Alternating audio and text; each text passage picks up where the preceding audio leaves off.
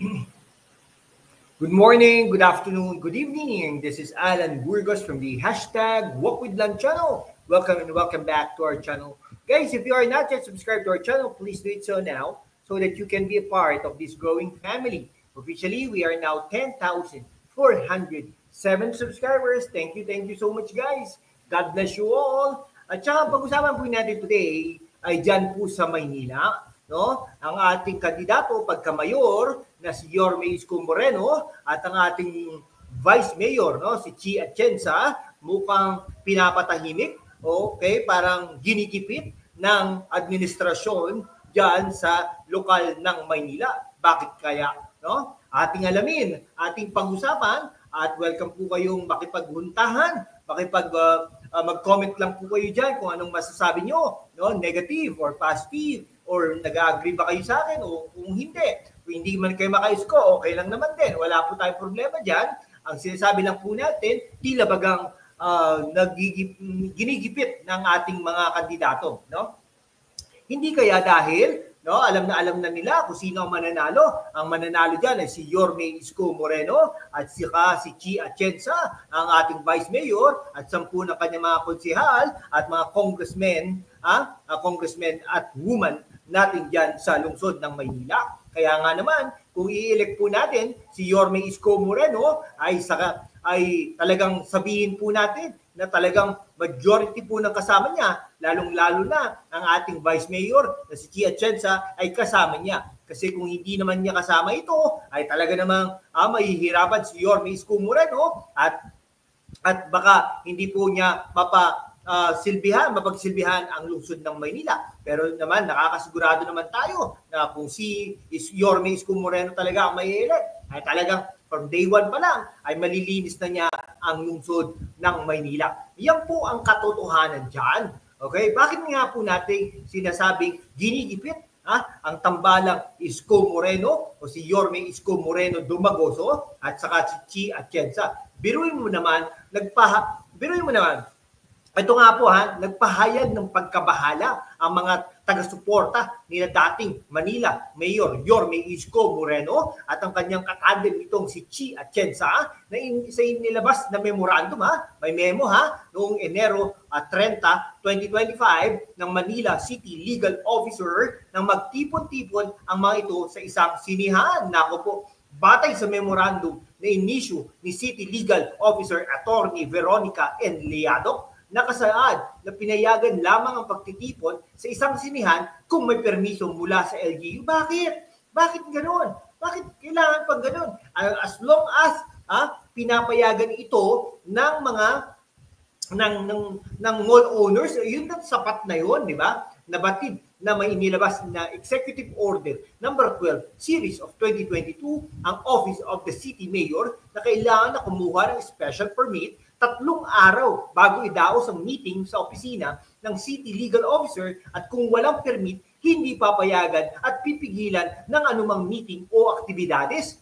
At ang lalabag ay may babayarang multa at may aksyon na gagawin ang pamahalaan lungsod laban sa violators. Nako, ang magtipon-tipon pala sa isang sinihan ay kailangan pa ng special permit. Ano yung freedom of expression dito? Freedom of speech, di ba? O binigyan din ng kampo ni Yorme Isko Moreno Dumagoso na labag ang memo ni Atty. Liado dahil sa ilalim ng Article 3, Section 4 ng 1987 Philippine Constitution. Tignan nyo mga kababayan ko, mga kaibigan ko, o Constitution na pinagaan dito. Alam naman po natin, ang Constitution, this is the highest form of the law, of the land.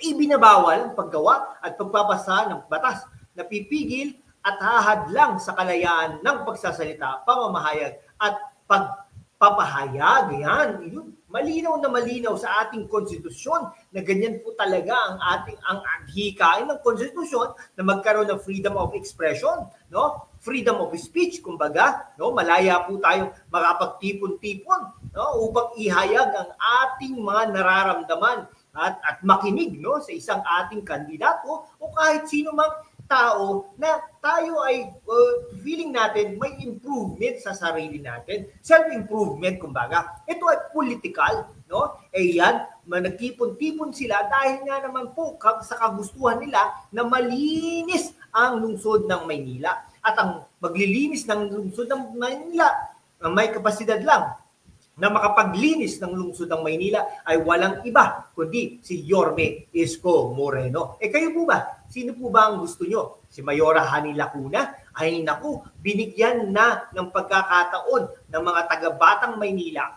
mga Batang Maynila, si Mayora Hani Lacuna na maging mayor, first time in the history of the Lacuna clan na nagkaroon ng mayor na Lacuna at first time in the history of Manila na nagkaroon ng isang lady mayor. Pero wala, parang binaliwala ni Mayora Hani Lacuna at walang ginawa, halos walang ginawa, no? Talagang, umikot po tayo dyan minsan nung tag-ulan, no? Bahain. Nung pumapasok-pasok po tayo dyan sa lungsod ng Maynila, napakadugyutin, no? Inabot po tayo ng ulan, binaha pa po tayo dyan, no? Yun din po ang sinasabi ng ating mga kamag-anak, mga dating katrabaho. Biruin mo ba naman yun? Merong isang lugar dyan, no? Sa bandang Intramuros, o labas ng Intramuros, ang dami pong aso, no? Pumunta po tayo dyan sa Bonifacio Shrine, talagang kadumi naman po, kapanghina, at saka wala na po yung ningning na itinayo ni Yorme Isko Moreno in the past, no? Yung mga ospital, ganun din po yata, ganun din po. Ang hirap po ng ganun, no? Ito, mga binabatikos nga po tayo, bakit nga daw po, no? Natin sinusuportahan si Yorme Isko Moreno at napakalaki po ng utang ni Yorme Isko Moreno nung nakaraang administrasyon.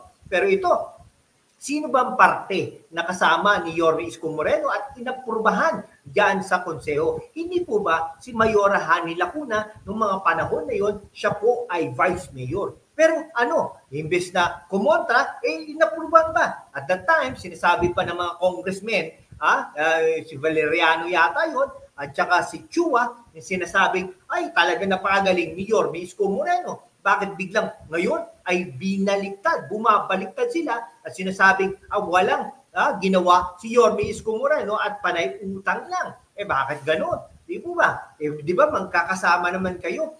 Nung tinulungan kayo ni Yorme Isko Moreno na maging congressman, talagang puring-puri kayo. Ngayon ay talagang bumabalik siya sa kagustuhan na gusto niyang malinis ang lungsod ng Maynila, ay kayo ay kumukontra at sinasabing traidor si Yorme Isko Moreno. Sino po ba ang traidor? No? Mas maganda po bang mag-traidor sa isang political na kakampi o mag-traidor sa mamamayan ng lungsod ng Maynila?